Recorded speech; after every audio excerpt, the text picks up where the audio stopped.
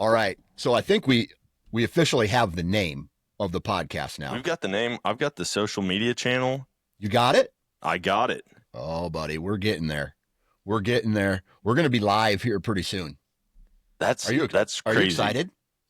I'm so pumped. I've been telling my buddies, I'm like, we started another podcast. They're like, what are you doing, man? Like, you have so much going on.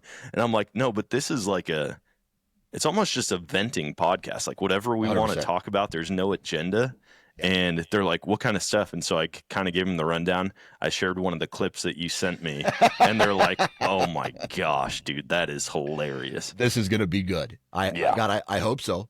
I hope so. I'm just kind of like, the reason I wanted to do this podcast, and I know I've talked to you about it. It's the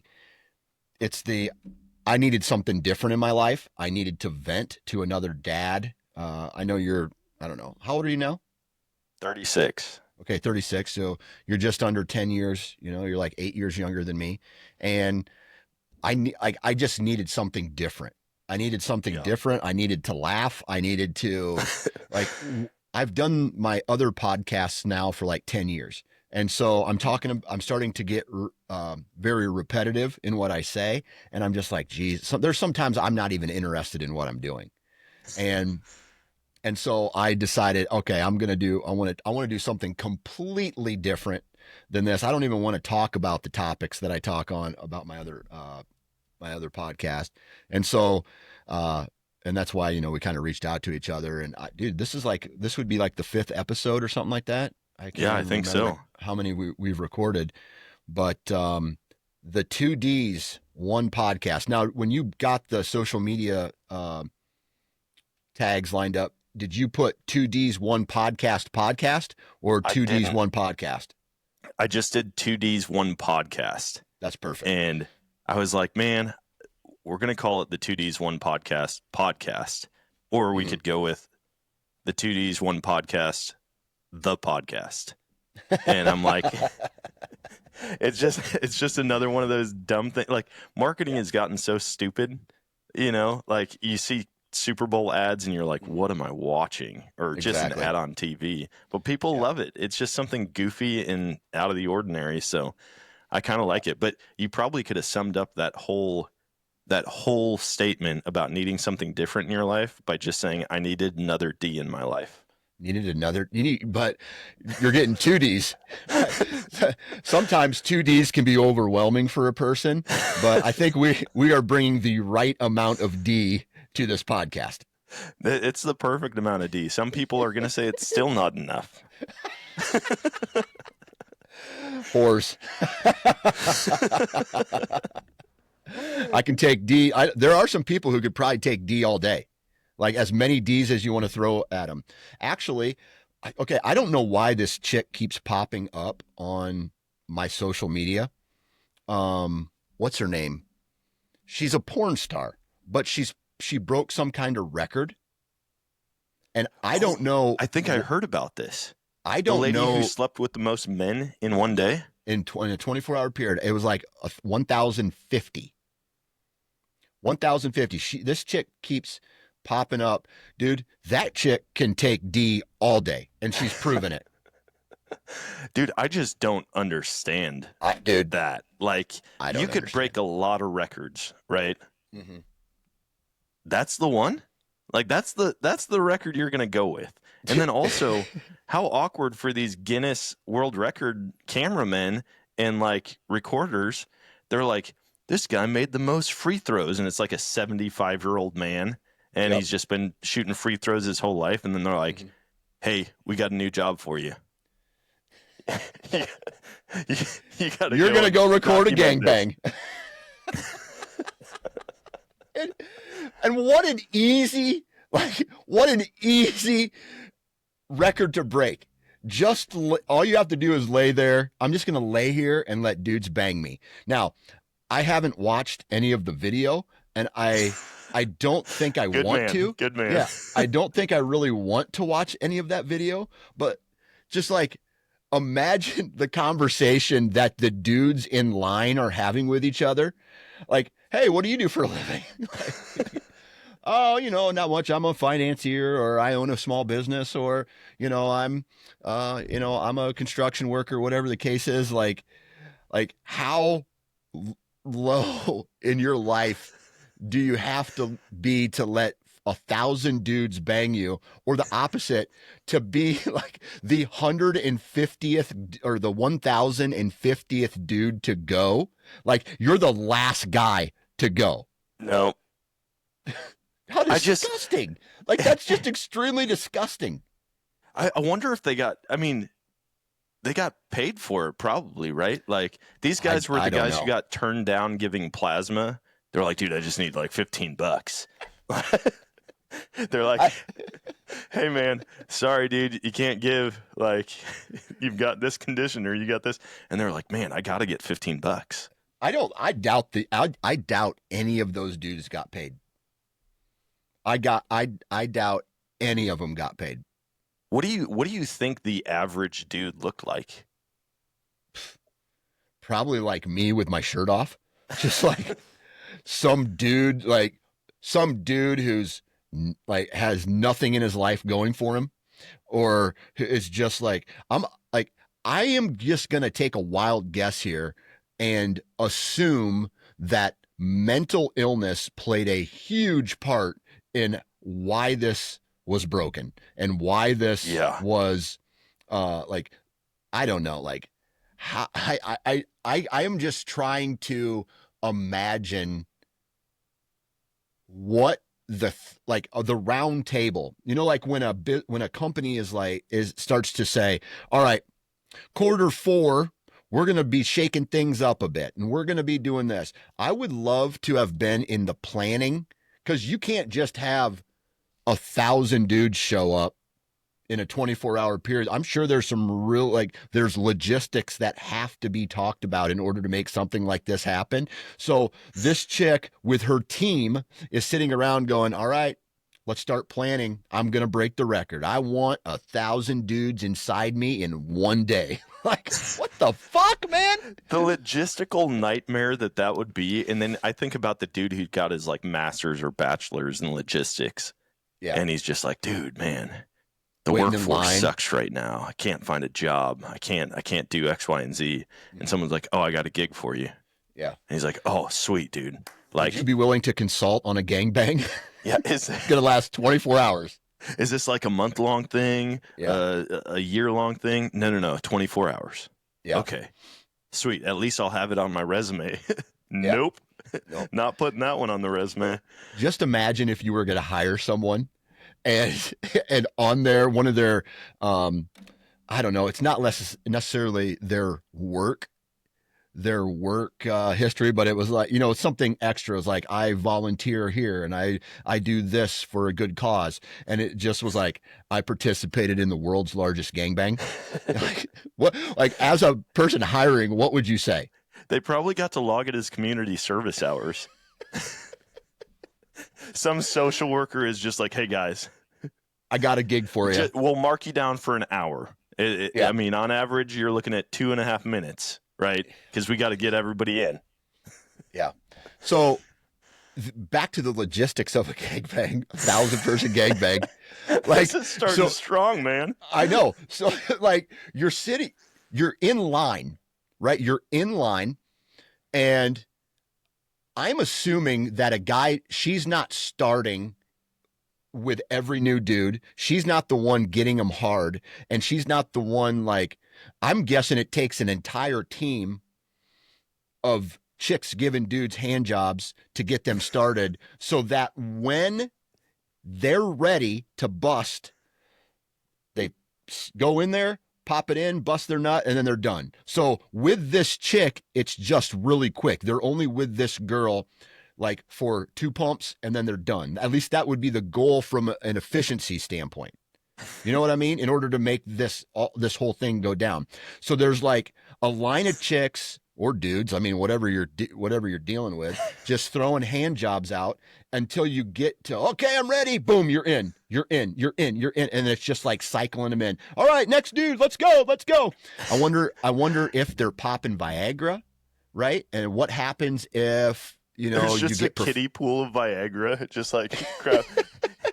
next to They're essentially trick or treating for ED medication. And exactly. then, Exactly. Oh man, that is just wild. Just wild. Okay, Frank, here we go. Or it's probably not even Frank.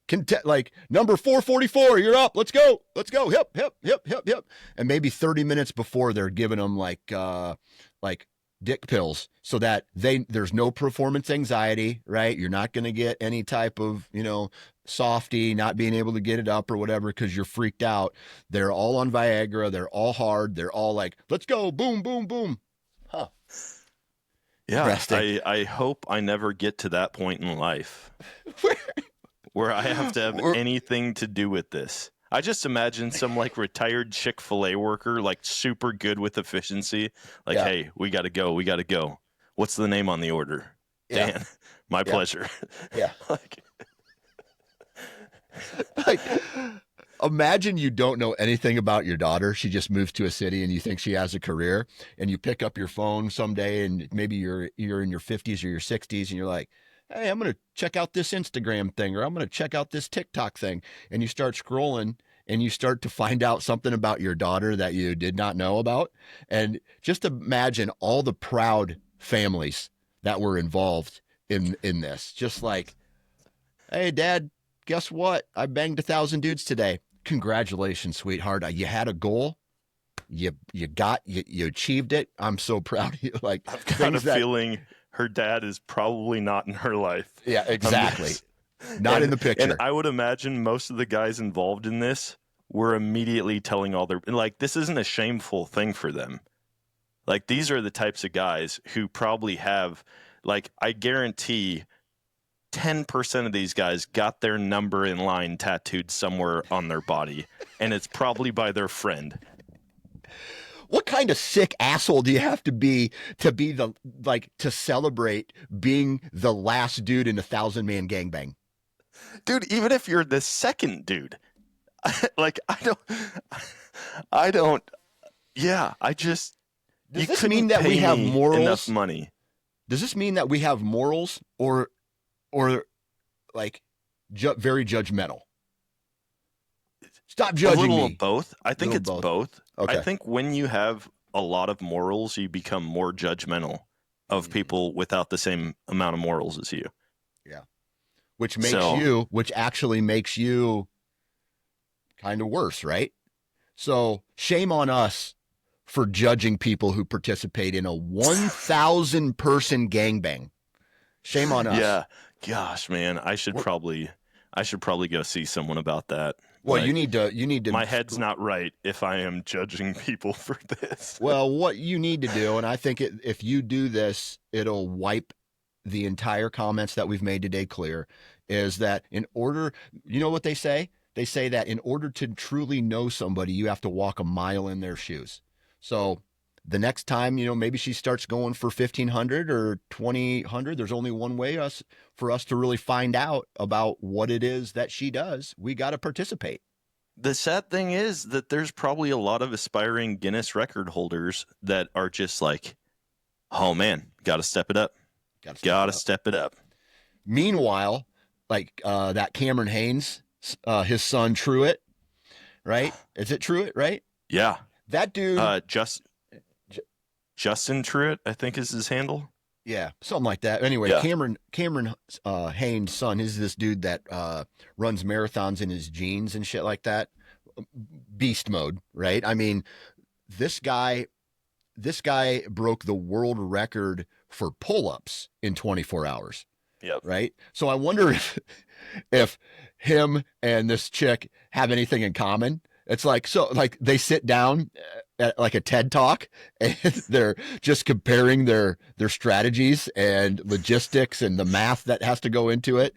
I wonder if any of those records are comparable. I think you've got to have something not quite right in your head to like put your body through so much pain in order to get a little bit of fame for it. Because for me, I'm like, okay, you did the most pull-ups, right? Yeah. That record's going to be broken. At like some you point, held it maybe. for a little while. It'd be like me saying, oh, dude, my T-ball team, we won state in 2000. Mm-hmm. And it's, yeah, but somebody else won in 2001. Yeah. Yeah. But we won. It doesn't mean anything to anyone else except for you. Like, Yeah. I feel like you're proving to yourself that you can do something versus, I don't know. I mean, like, what do you get? You get your name in a page somewhere? I don't know. You just love, like, just like that one chick must love banging dudes. He must love doing pull-ups. I don't know. Like I don't know. I feel like some of those things are obviously really impressive. Yeah. Right. So like the one dude who, like Ed Hardy, or what's that dude's name? He's like a power lifter, and he's one of the first guys to Oh, Eddie deadlift. Hall? Yeah. I don't know if he's one of the first, but I think he is currently, or was currently, the world record holder for deadlift. And he pulled up, he deadlifted over 1,000 pounds or whatever it is. I think it might even be more than that, like 1,100 or even 1,200 pounds or something like that now, which is bananas. And There's so, guys who just want to get in the 1,000-pound club, like with 3 lifts. right. And this dude's doing it in 1 lift. Yeah. Yeah. And so I would say 2 years ago, when I was in my prime, like I'm 40, I'm 44 right now. I can't remember. I'm 44. But dude, like the most I ever deadlifted was, what was it? It was 465 pounds. I had a goal to go to 500. That was my goal. Was I gotta hit 500. And then my knee and shoulders just were junk. And it would have been stupid for me to try to continue to that. But at the same time, I think my biggest bench press was 405. I think I got 405. And so I will, and then and then squat, right? With deadlift, Yep. squat, right? And so then my biggest squat, that's where I was weak pretty much because of my knee and my lower back and things like that. So I think I only got like, I was like probably close to 360 again, like 360. I don't think I ever hit 400 on squat. I'm pretty sure I didn't, but I was climbing and climbing and climbing, and then boom, injury. Right. And so maybe that's a young person's sport, but those power lifters who have been lifting like that their whole life, and obviously, I'm not going to say obviously, because maybe they're not. Maybe they're on some stuff that helps them. Dude, come on. Yeah. You don't, I mean, there's a lot of genetics that go into it, Right. but I don't think they test at all in the World Strongman. I think it's just whatever you can do. I mean, these guys are eating 14 eggs for breakfast and then probably snorting a line of steroids, like they're doing things that would kill a horse. Right. But their body is just so used to it. Yeah. The workout stuff for me, like I enjoy working out. It's like a good release of just getting in the gym, not thinking about anything, playing some music. But then I see people who lift heavier than they should, or they have bad form. Like I remember working out. We used to work out every day, 2 hours a day. My wife and I would go to the gym. We had a trainer, and I would watch some of these people with bad form, and I'm like, please don't let me hear that like carrot cracking sound, like when you snap a carrot and you look over and some dude is just laying there in agony. Oh yeah. The worst videos are the guys who do deadlift or squat, and then someone like throws an Uno reverse on their knee and it just bends the wrong way. That is, oh my gosh, man. Like I can handle seeing some stuff. That's a different level. I've watched a bone snap out of a dude's leg when I was playing rugby. His shin bone popped out of the front of his leg. I've seen my 3 kids born, and I was, I'm like 2 feet away from my wife's vagina as human beings are being pushed out, and then that some people are like, oh my God, it was so beautiful. My daughter, when she was born, it was like this beautiful event. And my daughter was small and tiny, and my wife just delivered her like it was like this I don't know, like God holy. It was this godly thing. And then my next son was born, and he had a head that was in the 99th percentile. He had a fat head. The nurses all called him Big Mac in the nursery. And when he came out, it looked like the movie Predator. And that's all I'm gonna say. Just like blood and shit, and just like, and he, like, I was like, holy shit! I got lightheaded. I thought I I was just gonna think pass. I think of Ace Ventura and the Rhino. that, that mixed with Predator.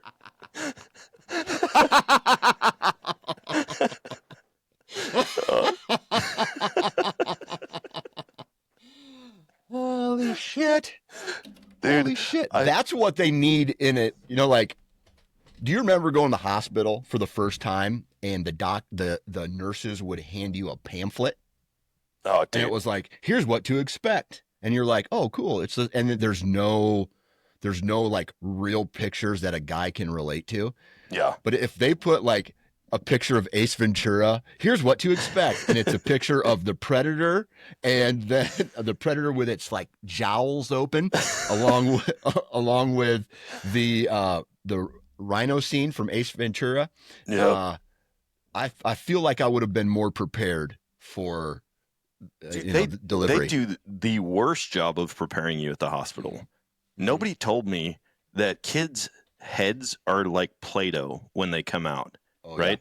First time being in a delivery room, my wife is pushing my son Canyon out, and it's like, oh, we can see his head, and I'm like, Mm-hmm. oh, awesome, Yep. So I go down, I'm looking, I'm getting emotional. I'm like, holy cow, like this is my child, and his head comes out, and then there's like a second head. It looked like the Peanut Man. I Mm-hmm. mean, it was like two different balls. It was like 2/3 of a snowman came out. Nobody addresses it at all. So I go from like joy, happiness, excitement, all these emotions to crap, Something's wrong with my kid. like something's off. Yep. Doctor doesn't say a word. They deliver. It's your baby boy. The doctor grabs his head and just slowly compresses it as if it's Play-Doh. The old wrestler, what was his name? He did the cranium crush, where he just That's exactly what it was. And I'm like, oh my gosh. Like my life has changed, but like we're gonna have to start thinking of like how to, I thought there were gonna be long-term issues. Mm-hmm. And he just puts a cap on and hands them to my wife. Yep. And I'm like, nobody said a word the whole time. I didn't say anything to my wife because she just delivered. I don't want her to freak out. Yeah. She's also like, you know, she's out of it. She didn't, the, let's see, the first 3 deliveries, she did not have an epidural or anything. She just went completely natural. Mm-hmm. And so I'm just like, this is the wrong time to bring this up to her. She didn't know for like a year Yeah. that had happened. And finally I was like, okay, what about this? And she's like, no, that never happened. I go, I promise you, like, I will not forget that. Yeah. It Yeah. was, but they don't My say anything about that. yeah. It's just, My son had that cone head look to him. And when it came out, I was like, holy shit. The face was flat. The head had a cone to it. And I'm just like, is that okay? Like, I just said, is everything good? And she's like, oh, perfectly normal. But the thing I didn't understand that actually took me by the biggest surprise in the delivery room was how they actually hold and treat the babies like a football. oh yeah. They've done this so much. It almost, because if I was to take this baby for the first time and pick it up, I would be so gentle and fragile, like treat it like it's fragile. They're grabbing it, pulling it up, spanking it, holding it upside down, wiping it off, like doing all this shit. I'm just like, holy cow. Like Yeah. they're rough with it. My daughter, she didn't cry right away. And I mean, she didn't cry for a long time after it. She was moving around and blinking and breathing okay, but she wasn't crying. And so normally a baby cries when they're born, like they start to make noise. My daughter Yeah. didn't do that. So they're like rubbing her back. They're like trying to stimulate her and shake, like rub her arms and face and stuff to get her to make some kind of noise. They put a vacuum down her uh, lungs and started sucking stuff out of her and all that stuff. I don't know what that was all about. All I know is I was like, holy shit, they're basically running her through a car wash Yeah. before that. They do everything shy of just like palming their head and passing the baby back and forth. It is incredible how violent they are with a baby Right. that's Right. brand new. Right. And for a parent, I mean, like now I look at it and my kids are 8 and 7 and they they're resilient. You can like they get beat up by they run into things, they fall off of things, and they're totally normal. I look at that and go, dude, if I had just fallen that way, I'm dead. I'd be on the couch for 3 weeks. Yeah. I wouldn't be able to walk. And as little kids, they're just growing. And my buddy Brad, so he's a flight medic, so he sees some crazy stuff. And anytime I've got a medical question, I call him up and he's like, "Oh, dude, don't worry about it. Don't worry about it. Don't worry about it." Like, and hearing the way that he talks, like they've got that it's like a plunger for kids who are choking. Have you seen that? Oh yeah, I've seen that. Yep. Like you put it on their mouth. I said, dude, I see these things pop up all the time. I hear about kids choking all the time. Is this something I need to get? He's like, no, don't worry about that. I go, so like, what if they're choking? Like, I don't know how to do the Heimlich on a 7-year-old. He goes, if they're choking on something, just grab them by the ankles and hold them upside down and give them one good jerk. And he's like, and it'll pop right out. That's from a medical professional? That is from a guy who flies like life flight patients. And I mean, he's dealing with people that he has to bring back or that have died and he has to try to resuscitate, like crazy car. I mean, he's seen the worst of the worst. And he's like, oh, dude, I've done that to my kids a couple times. Wow. And he's like, that's all you got to do in a pinch. I've had to do the finger sweep. My oldest boy, he was choking on a hot dog one time, and I had to put the finger in there, scoop it out. That was a scary moment. That was a really scary moment. Yeah, man. All that saying that I can handle all of that shit. Like I can handle all that craziness. One thing that I cannot handle, and I have a really I can handle a broken bone, and seeing a forearm bend in the middle or a bone sticking out of a femur bone sticking out of a quad, just some gruesome shit. But one thing that I get really squeamish about is shit that has already been done to me. Like anytime that I see a knee injury in football, I don't know, I just have this reaction where I look away. Yeah. Because I've been through 2 knee surgeries and I've had my knees bent in ways that I should never have had that happen, right? And so for some reason, that's the one thing that I get freaked out about. Like I've seen dead bodies and didn't even care. Yeah. And I cannot see a joint injury for some reason. That shit freaks me out. Yeah, I haven't had any crazy injuries. A couple minor things here and there. Like I broke my nose, but I could see a dude bust his nose and it doesn't affect me at all. The craziest thing I had ever seen, I was working at a summer camp and it was 7 to 12-year-old kids. And we had this trapeze that went out into a pool. Well, the top platform was I don't know, 8 feet higher than the lower platform, which was the monkey bar rings that you swing out on over a pool. Well, it swings out, it starts out over the shallow end, but there's a bungee net in floating on top of the pool. So even if you fall, you're not going to hit the bottom on the shallow end. Well, there was this big fat girl. I mean, she was huge for being the age she was. And so we're like, hey, just hold on. And we would tell them all the time, hold on until it stops. And before it starts coming back, you got to let go. Well, she got scared. She holds on, swings out, and everyone's like, let go. She starts swinging back. They're like, hold on. Well, she couldn't hold herself up anymore. And as she gets all the way back, her hands slip she falls and her shin hits the front edge of the lower platform and explodes. I'm talking like fillets of little kid leg fat floating in the top of the pool. She's laying there. I can see probably 5 inches of her shin bone just completely exposed. And there's blood everywhere. We're like getting all these other kids out of the pool. She's completely in shock. I mean, she's giggling, but like crying at the same time. Mm-hmm. And so me and another guy, we like pick her up, pull her out of the pool, have to carry her up to the nurse's office. It was a disaster. Was she fat enough that you guys were concerned that maybe gravy was going to come out of her? Dude, it looked like gravy that didn't like it was too thick of gravy. Like, you know, the brown gravy, how it like gelatized. I mean, it's like gelatin. That's what it was of little girl leg fat. And it was, dude, we were literally, I mean, imagine the aftermath of that.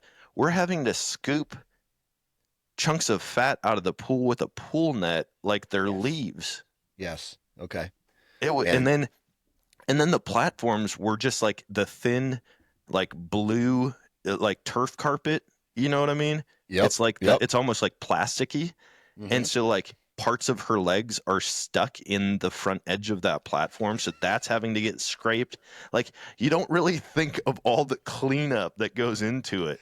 Into a mutilation. Oh, dude, it was rough, man. And we're a bunch of college kids, right?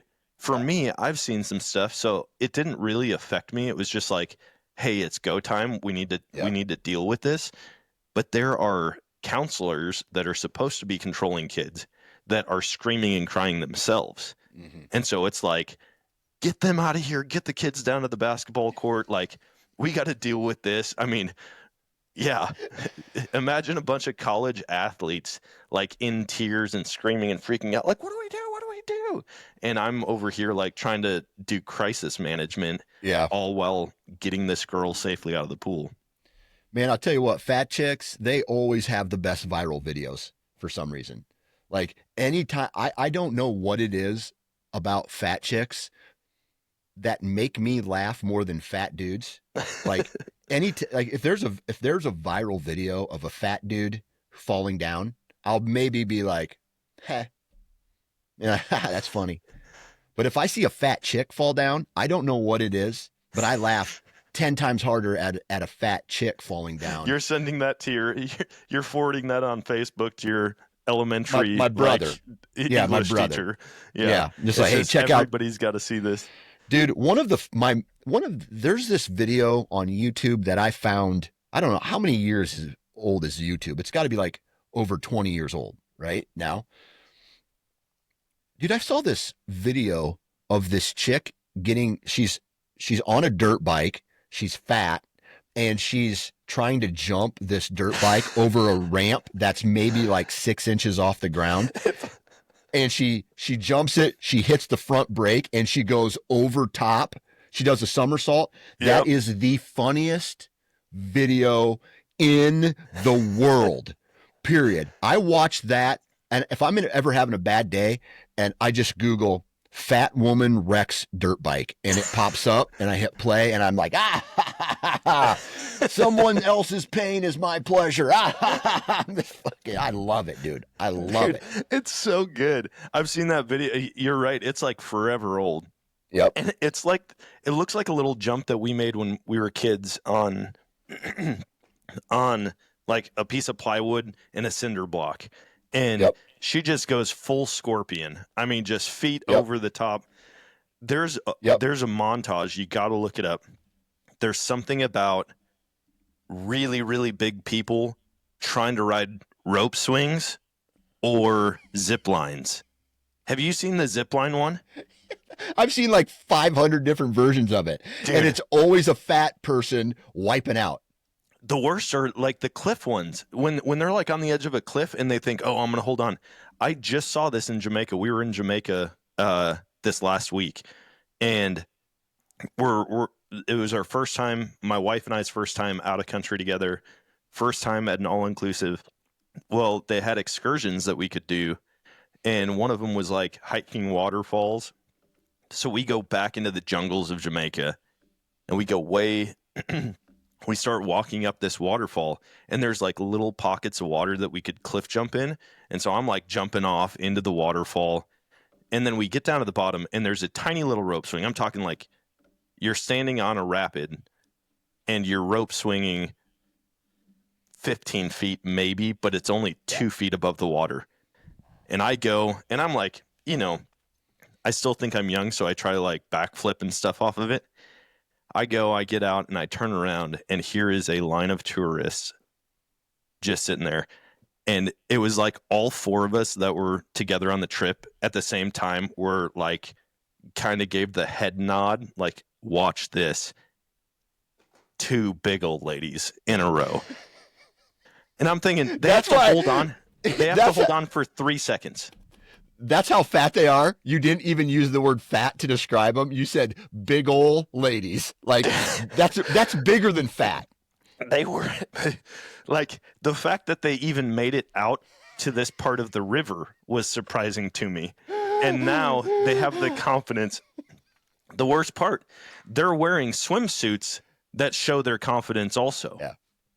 And I'm like, dude, so we all kind of like, check this out. And I kid you not, like the lady's feet were still on the rapid, and she's already let go of the rope swing and just face planting into the water. Yes. And then the second lady, to my surprise, was very athletic, and I wish she hadn't been, because she went full like star in the air after she jumped off this rope swing, and there was just too much exposed at that point. Oh, so the fat chick wiped out, and the athletic chick. No, she wasn't athletic either. She was equally as big, but somehow, I mean, just like, she was like, I mean, she did it like a pro. Oh, but nice. her swimsuit. Maybe she used to be an athlete.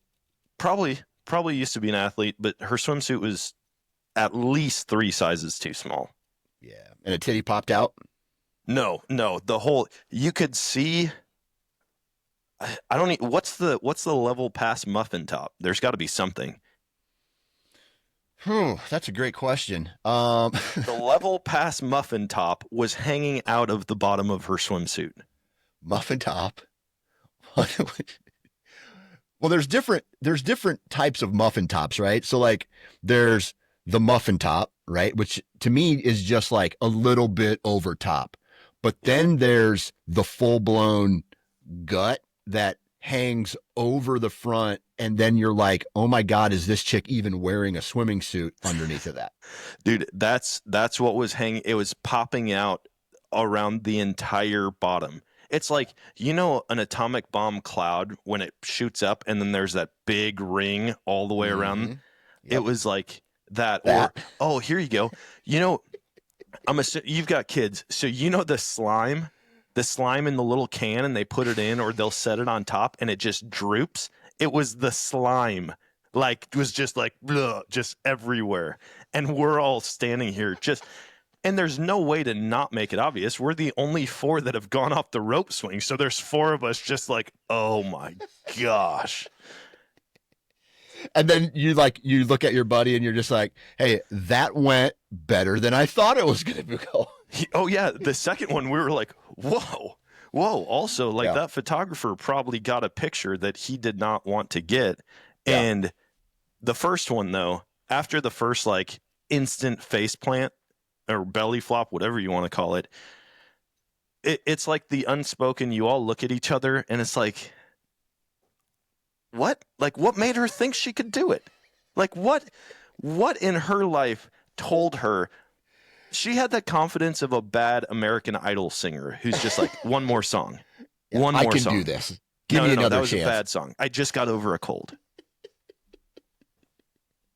Yeah, this extra 100 pounds is going to have no effect on my athleticism. Yeah, no. Period. Postpartum weight. It's postpartum weight. Your kid's 25. He's standing right behind you. I heard him say, "Good job, Mom." Like, or good luck. Yeah, good luck. But my buddy, so he after they jumped, our like tour guide He was like, all right, swim across. Like, we're going to go up those stairs.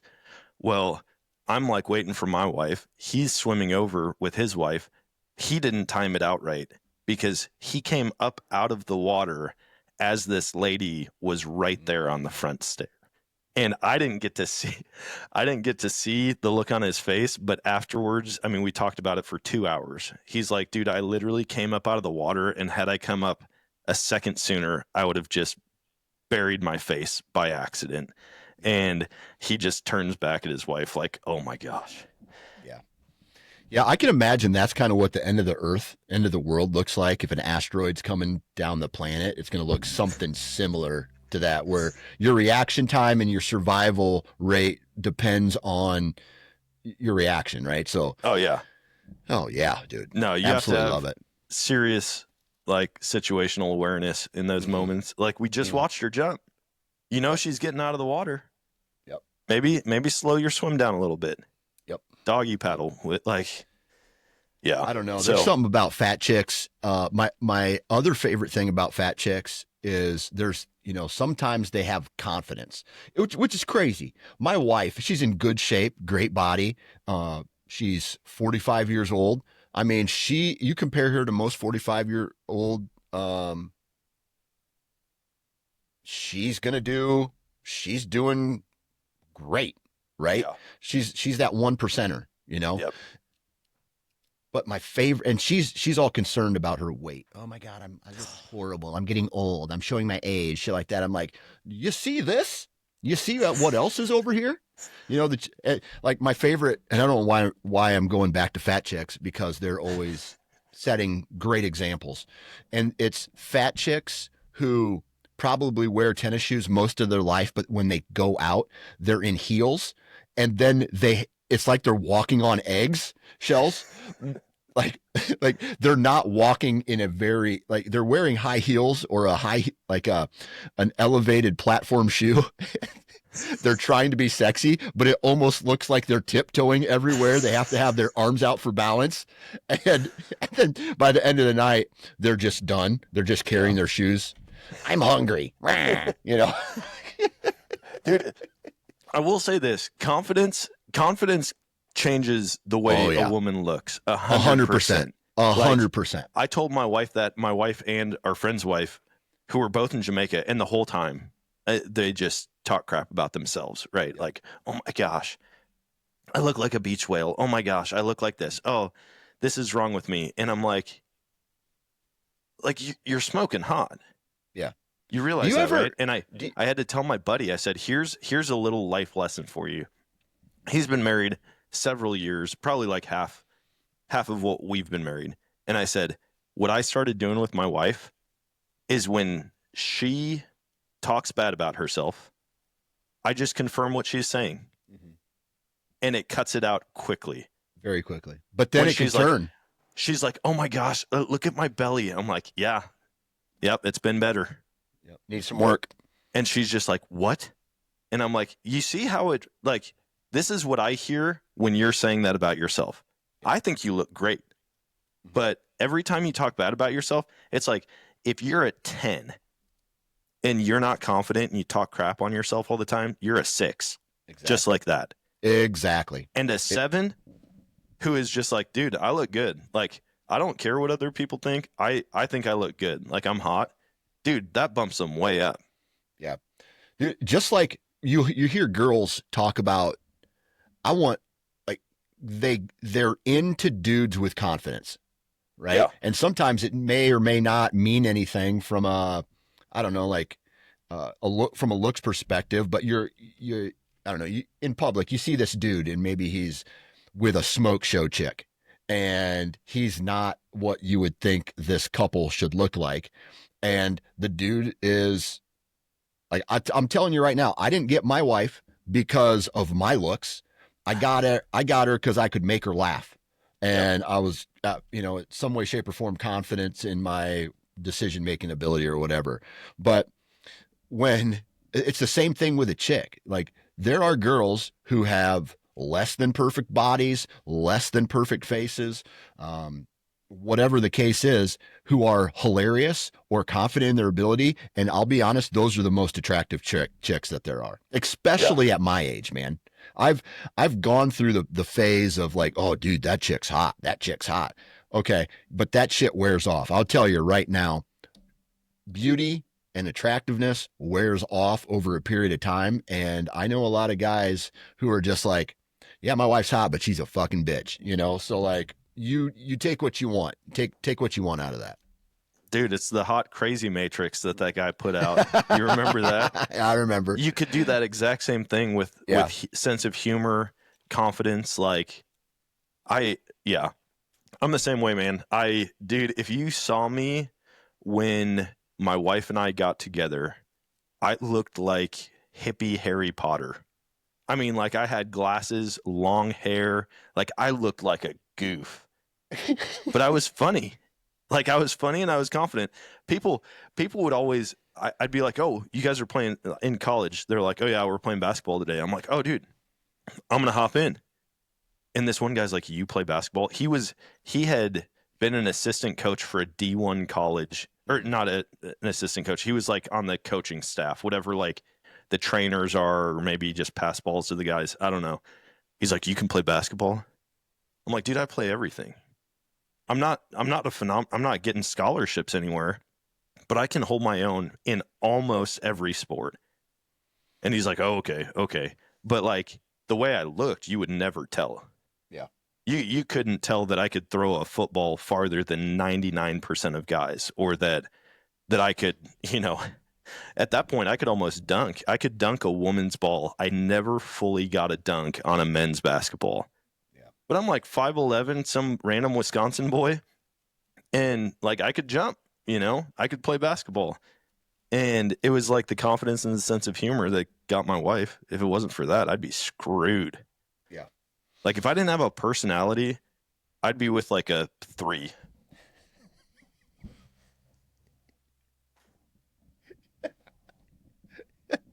I just imagined you for a moment living in some like rundown trailer with some old fat woman that we've been talking about, going Just like got, using your life savings to go to some Sandals resort and then watching your wife wipe out on the zip line.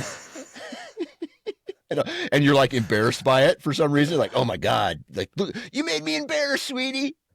but at least I'm part of a world record. Yeah, right. Absolutely.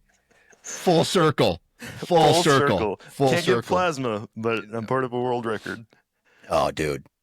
Man, I'll tell you, speaking of embarrassing moments, it's funny that you brought that up, or I brought it up, or we've got to this point, because I had one bullet point that I was hoping to discuss on this podcast, and that is some of the most embarrassing moments that you have ever been a part of, whether they're your embarrassing moments or something somebody did and you had secondhand embarrassment because of it. Can you remember any of your most embarrassing moments? Oh, dude. So somebody pulled my pants down when I was in like middle school, right? Like back when that was funny, is just like yanking someone's pants down. But I'm in a summer camp cafeteria and it's packed. It's like right before they close, so everyone's in there. And I'm standing there, and I had 3 older sisters that were all at that camp.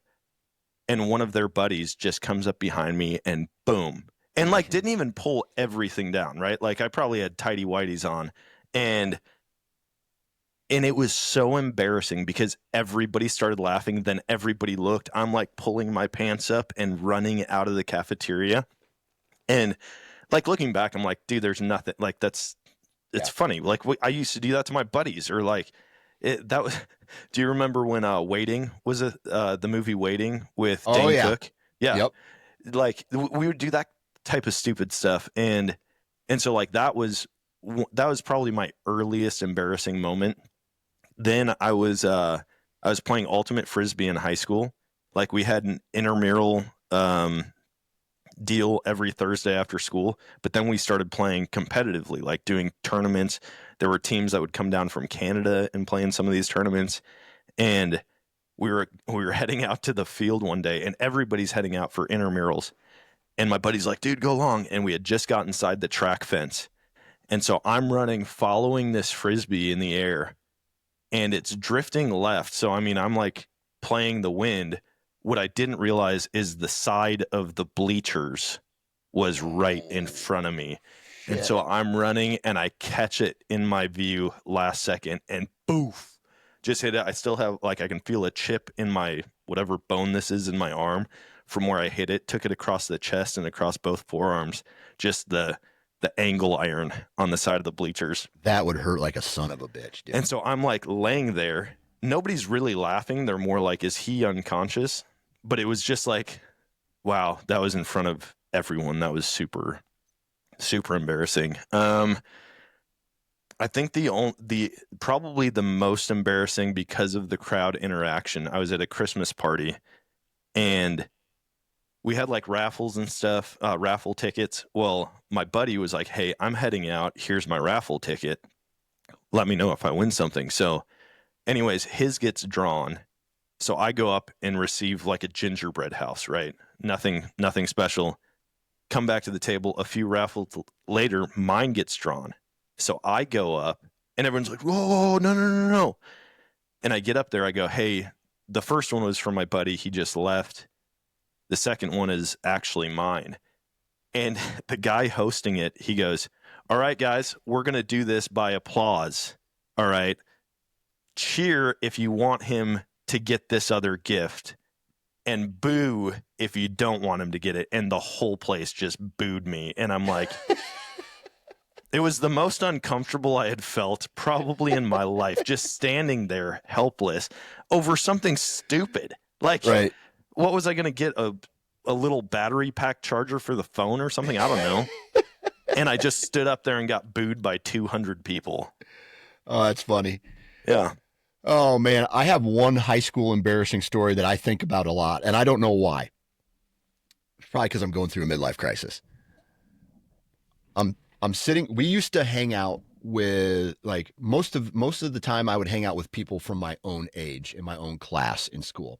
But there was a time as we got into, I believe it was my sophomore and junior year, my grade of boys started hanging out for some reason with this older age class of girls. And I think a lot of it had to do with, I was in student council. Some of them were in student council and things like that. Sports, cheerleading, shit like that, whatever. And we were sitting in our auditorium, and I don't know what sparked this on. And it was like, I'm going to break dance in front of these girls. Oh, no. And so I tried to do this, the move where you, like, they whip their legs and they're on their back, and it's almost like a sideways. Yeah, where they're doing that. And I tried to go from a standing position to do that. And I landed on my back, and I farted so loud. Like, it wasn't just like it was like a, like, I knocked all the air out of my bowels. And and they laughed at me, and they're like, ah, ha, ha, ha, ha. And I was so freaking embarrassed. I was just like, oh my God, I ruined my chance with any of these chicks. And like, these are the hottest chicks in the school too. And like, farting was like the most vulnerable thing back then for whatever reason. Like, I know. I don't get it. Your boys make fun of you, but the girls are like, ew, gross, right? So in one move, I instantly became like friend zone material, because, like, oh, that's funny. Haha, he's funny. It's like, he's not dateable, shit like that. And so I was like, fuck, I ruined all the chances with all that stuff. And that was like a kid one. Now here's one that is cringeworthy embarrassing. Oh. So my uncle played football in college, and I must have been like 10 years old at the time. And I come from an old school family that, I'm not going to say they're racist, but there is something of how you talked about certain groups of people and words that you used to describe those groups of people that is accepted in this part of the world, the Midwest, where, dude, there wasn't any black people in some of these communities ever, right? Like it's 100% white people. Okay. And so we're sitting at Thanksgiving, and it was a short break for my uncle and a friend that he brought, his buddy, who is black. Okay. He was welcomed into the house with open arms. And my grandma, we're sitting around eating, and out loud in front of everybody, she looks at him and goes, "Are there many Negroes where you're from?" And my mom and I and the entire table, everybody except for my grandpa, my grandpa just like kept eating through this whole thing. She said it, and she was just like completely honest just about waiting it. for an answer. Just waiting for an answer. And my mom was like, "Shirley, what are you? Oh my God!" Like, just everybody was in shock. My other uncles, their wives, and their kids, and shit. And it was like the most uncomfortable I think I have ever been in my world. She used that word, and the guy like looked around and then looked back at her and was like, "Yeah, there's a lot of us from," he was from a big city, and like a big city in the South. And so he's like, "Yeah, a lot actually." And she's like, "Oh, okay, well, that's cool. Like, that's great. Like, hey, do you want some more mashed potatoes?" Like, just off to the next thing. And I can just remember my mom going up to this guy and just being like, because my mom's the oldest kid in that family. Yeah. "I am so sorry for that." My uncle was just like they left pretty much right after dinner was over, but my mom was like, "I'm so sorry that happened." And he's like, "Dude, it's okay." Like, he was like, at the time he was chill about it or whatever, but oh my God, that sounds like even more racist than the other N word, like she could have used. I don't know. That's like old school. Like, I don't know. It was the most embarrassing. Dude, one that of generation the just, I mean, they didn't, I mean, now everything's PC and it's gone way overboard with what you can say and what you can't. Like, someone said, I said lame. I was like, "Oh, that's lame." Oh yeah, you mentioned and that. Someone told me I couldn't say lame. And I'm like, okay, this is getting too far. Yeah. But that's how my grandparents were. It was like they would use words and it'd be like, "Hey, you can't say that." And they're like, "What do you mean we can't say that? That's I can say that's whatever how I want. you say it. That's what you say." Or like my grandpa, it was like he was a huge man, and he would protect my grandma no matter what. But it was just like, there are very clear traditional roles that a man fills and a woman fills. And for it to be, I remember him talking about when women started working, and it was just like this huge deal. Yeah. Like, what are they doing? They're wearing pants now? Like, what has this world come to? You know what I mean? And like, he's talking about this from before I was born. Yeah. But it was just like this foreign concept. And especially you get into small town America, and a lot of those things still hold on. Okay, so I thought of, this is the worst secondhand embarrassment story that I've got. I mean, karaoke, I always get secondhand embarrassment, like watching people do karaoke. But this was a high school assembly that we went to. And in college, we did like, do you know Stomp? Like, they beat on trash cans, like do drum routines on trash cans. Yeah. We had I've like the been Stomp to those shows, dude. So I've been to one of those shows. We had this like Stomp routine that we would travel and do different high schools just in this area. And my buddy Chris, he actually is one of my best friends now, and he like did the motivational speech or whatever, like a school assembly speech. Right. And so he's up there and he's talking, and we're at this high school, and we had the big blue 50-gallon drums, and that's what I would play on. Well, he had one of those up there as like his podium, and he starts talking about how like back in the day I used to get my dad would spank me, and he's like, so I would have to put my hands on the bed, and he acted like that blue barrel was the bed. And he's like, I would have to put my hands on the bed, but then every time he would pull his hand back, I would like move forward, and he's not realizing the motion he's doing, bent over this blue barrel, going like this. And he's like, and it was just like, he would do it and he'd be like, stop moving. And then I would do it again. And he is straight up in a high school humping this blue barrel, and he doesn't realize it. And everyone is laughing. He thinks his story's really funny, so he keeps on doing it.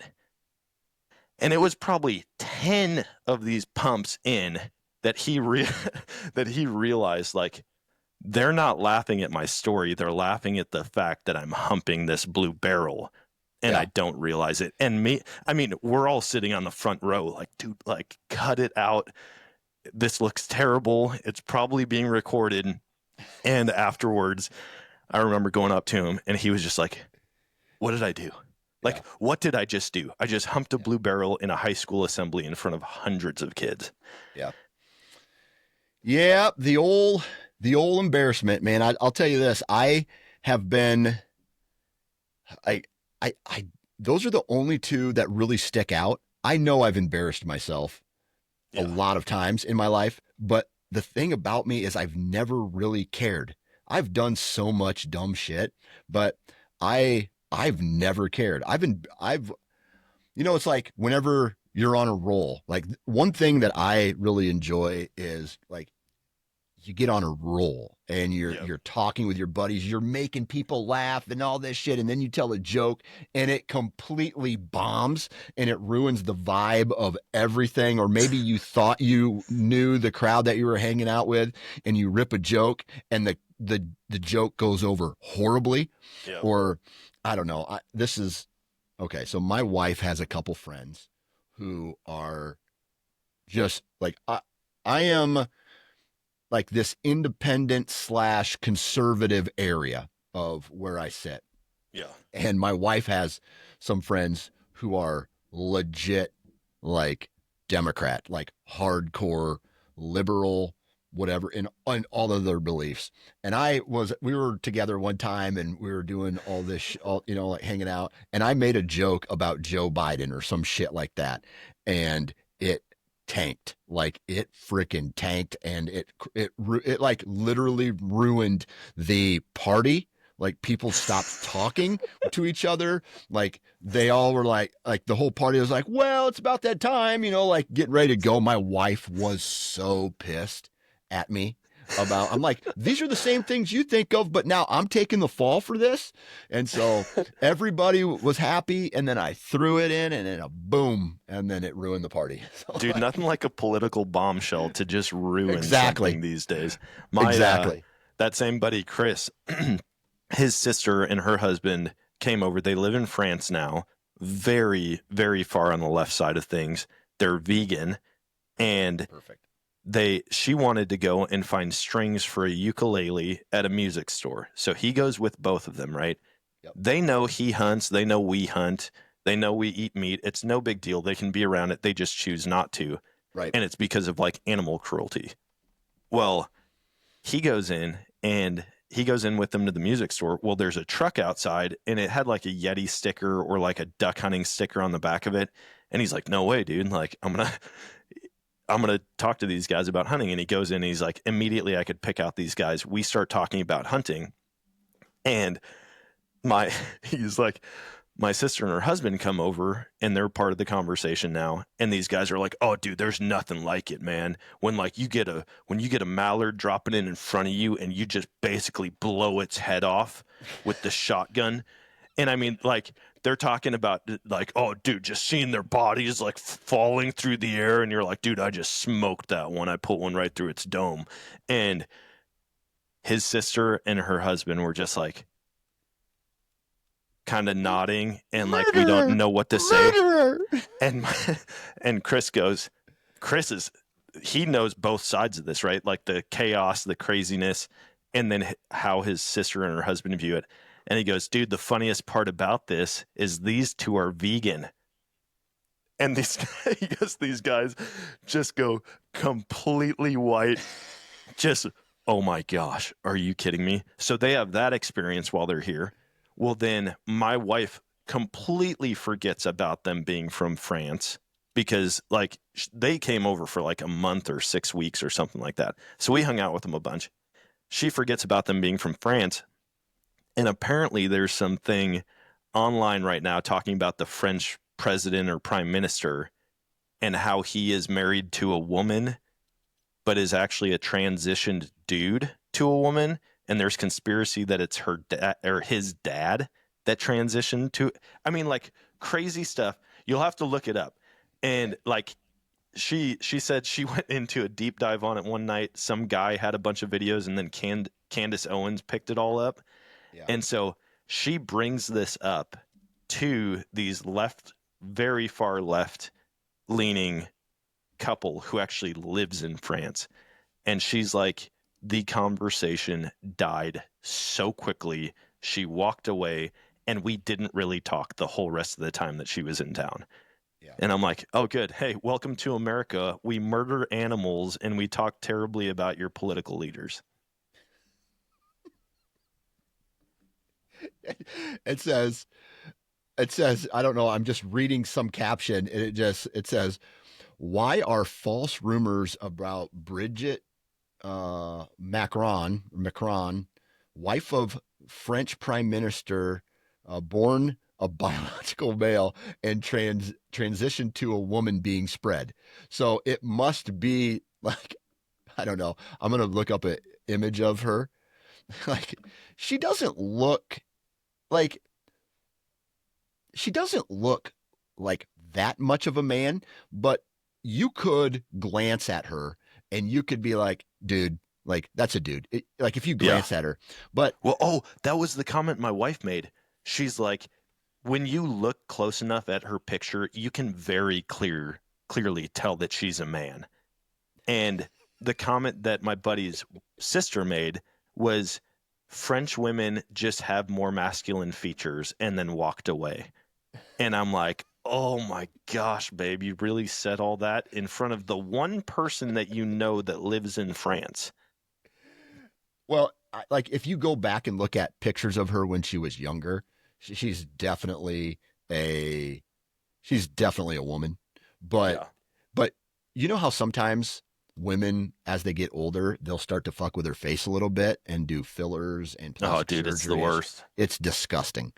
And I think, I don't know, obviously it's probably hard to be a woman and age gracefully, but I don't think this chick's transgender. I think it's a real woman. Here's based the deal. Off of the very little that I know about this situation. Oh yeah, my wife.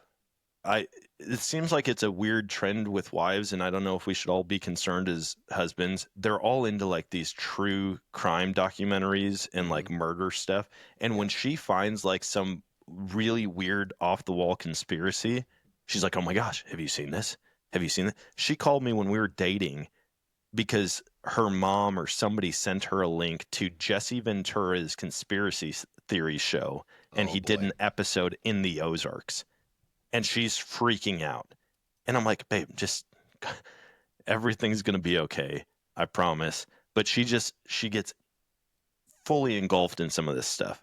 Yeah. I'll get home and she's like, okay, babe, I'm 6 episodes in. And she's trying to fill me in on this true crime thing that I don't care about at all.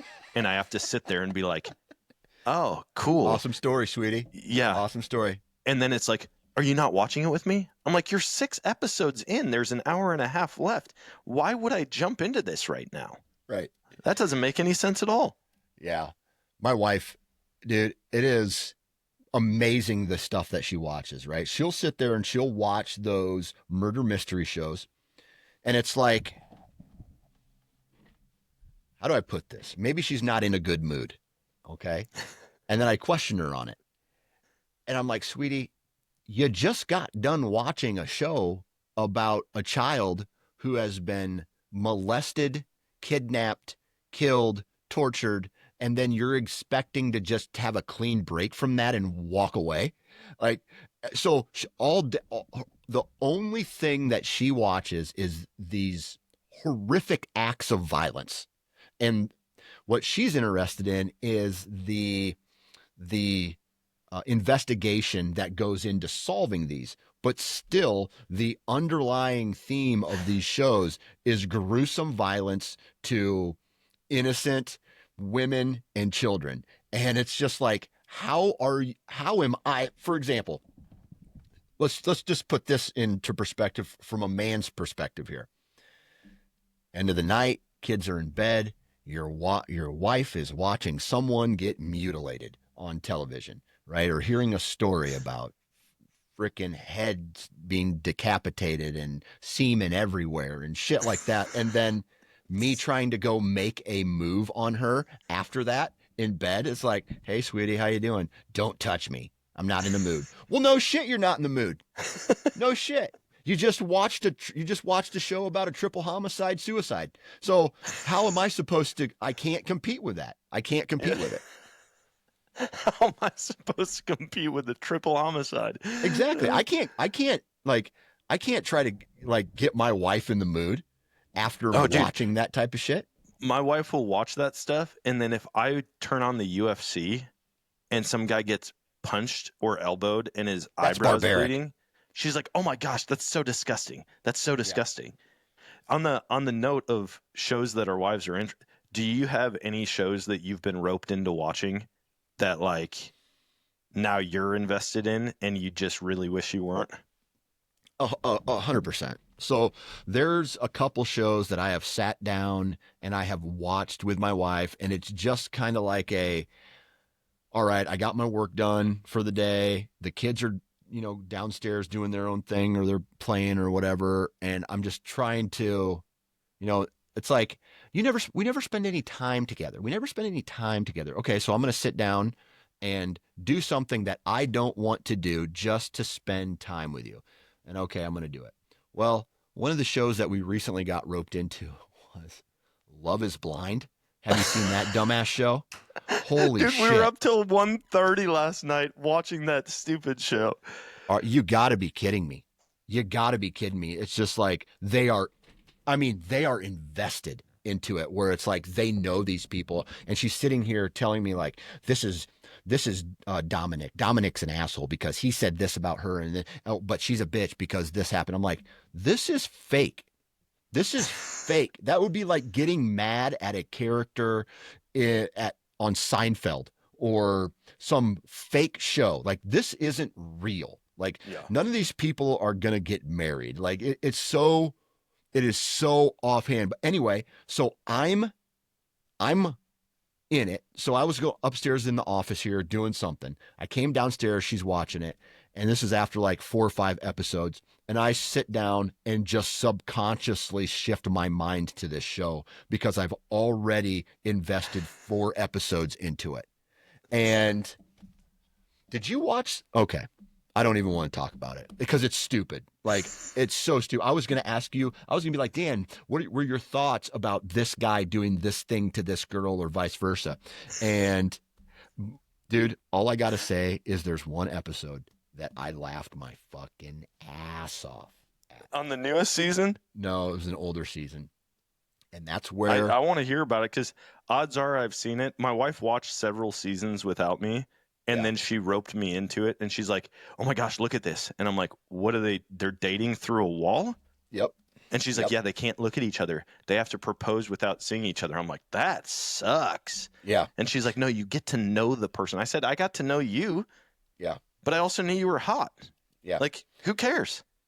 The chick who goes, I am not attractive. So, I feel like we've done a little fat bashing today, which is completely acceptable, by the way. You heard it here from Dan. It's everybody. It is totally okay now. It's okay. Body it's okay shaming to fat shame. out the window. This chick, she's sitting there describing herself. She's like, a lot of my friends say I look like Megan Fox. Yes. And this guy's dick just went, whoa.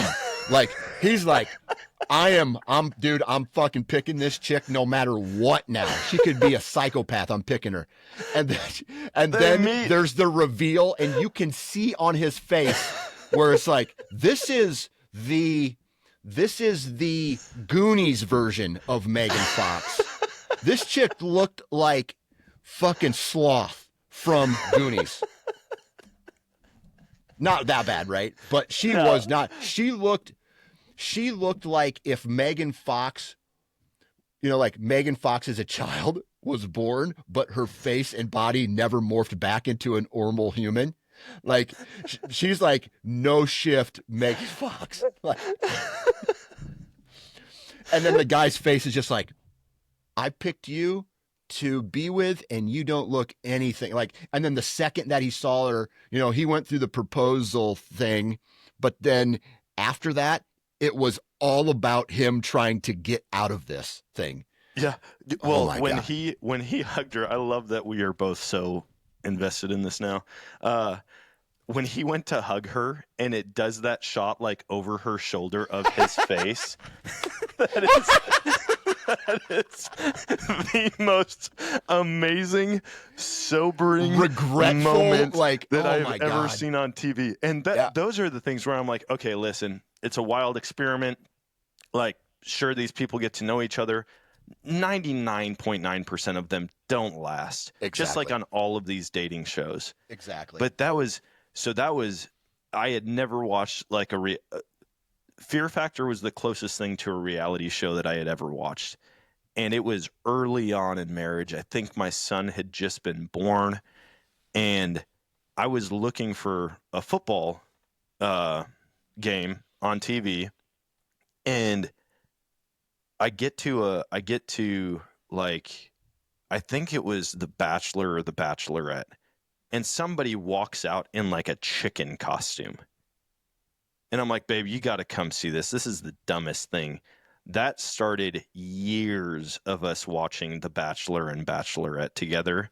And it was like, it started out us sitting there judging all of these gorgeous people and making fun of their personalities. Mm-hmm. And then I found myself talking to them about it. And then my buddies were like, oh, dude, I watched that crap with my wife. But we all know everything about it because we sit there and watch it every single week. Right. The only thing that, like, I had buddies that would make fun of me because I knew all this stuff about The Bachelor and Bachelorette. But what I found, and the only reason I kept going with it, my wife, when she sees women like competing for a man, it triggers some type of sex drive for her. And so it was like, I knew if we were watching that show, I was getting something that night. And it was the greatest thing. So then it was just like, hey, dude, we'll watch this. We'll watch Love Island. We'll watch all of these shows. If it means you've been conditioned, dude, you've been conditioned. Oh, it was the Pavlov's dog theory. The bell and the mouth starts salivating. It's just like, babe, you want to watch this? Yes, I do. Let's go watch it right now. Absolutely. How many episodes? I'll sit here all fucking night. Yeah. I'll sit here until the wee hours of the morning watching this. If it dude, you know how I'm in that stage of my life and my marriage. I would do ridiculous shit to get ass right now. Like if my wife's like, hey, I want you to watch a marathon. Is It Cake? Like the show, Is It Cake? Where it's like, we have a real shoe, and then we have a shoe next to it that is made out of cake. Like if she was like, hey, let's watch Is It Cake for 7 hours, and I knew that at the end of it, I would do it. But you would bake that cake. I'd bake the damn cake. I'd turn it into a shoe. I would start a show. I would do just about anything for some ass these days because I'm that far into my relationship. Dude, that's a good TV show right there. You know the jingle for Klondike Bar? Like, what would you do for a Klondike Bar? It's like that, except just to get laid again. Yeah. Yeah. Just as a middle-aged man, just to get some, like, what would you do? And it's just like guys like one-upping each other. Like, hey, dude, I will run in my underwear and socks all the way down to that stoplight and back if I can sleep with my wife tonight. And they're like, oh yeah, well, I'll do this. And it's only the person who bids the highest that actually yes. gets anything from his wife. So it would be like a combination of name that tune where, hey, I'll name that tune in one note or two notes or whatever the case is. Yeah. And then it's, I will do this to sleep with. And it's all shit like average dudes don't want to do. Like, I will fold the laundry. And then it's like, oh shit, you're going to fold the laundry. Well, if you're going to fold the laundry, then I'm going to fold the laundry and cook supper. Holy shit, now it's getting serious. I will fold the laundry, cook supper, and I will also bring Starbucks home for my wife. Yeah, I'll buy my wife fufu coffee. And it's just that back and forth where that guy's like, okay, prove it. All right, see if you do it. And then, but the kicker is nobody gets laid. It's like they do all this shit and nobody's getting any ass, no matter what. I was just going to say that. It gets to the end of the night and it's just like, all right, I'm babe, tired. I won. And she's like, I have a headache. Have you seen that guy who cracked the code on Instagram? He like walks up to his wife with aspirin. He's like, here you go, babe. And she's like, what's this for? And he's like, for your headache. And she's like, oh, I don't have a headache. And he's like, oh, hey, babe, here you go. Here's a bottle of water. She's like, for what? And he's like, in case you're thirsty. Well, I'm not thirsty. Here's a pillow in case you want to take a nap. I'm not tired. He goes, all right, well, then here's a condom. We're doing it. All the excuses Get are off gone. me. She already admitted it. Yeah. Yep. I don't know. What an episode, man. We got to make this happen. Who do we got to talk to? Warner Brothers Studios? What's the TV studio? Dude, I don't know. As long as they didn't listen to the whole rest of our show today, they're like, you're canceled already. You haven't even launched the podcast and you've already been canceled. You are the only two that's heard it. We could make check this out. Speaking of like fat people and fat shaming, I worked for a place, and I'm not going to say where because I don't want any repercussions on them, but it was not politically correct at all.